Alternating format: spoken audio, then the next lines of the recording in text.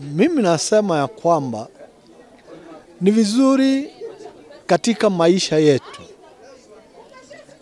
sisi katika nchi hii yetu ya Kenya kuondoa mambo ambayo yanahusika na corruption, na tukiondoa hayo mambo yanahusika na corruption, nchi yetu ya Kenya itaweza kunawili, si hata wakati huu, hata wakati wa siku za usoni.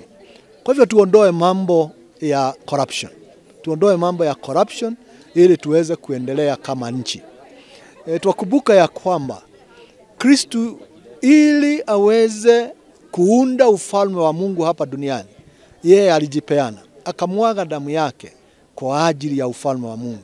Kwa nini sisi watu wa Kenya, viongozi wa aina yote, wa dini na pia wa serikali,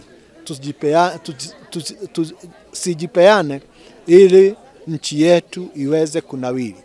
Kwa hivyo kila mmoja wetu katika nchi hii, sana sana viongozi wetu, tujipeane kwa upendo wa nchi na pia kwa upendo wa watu wa Kenya.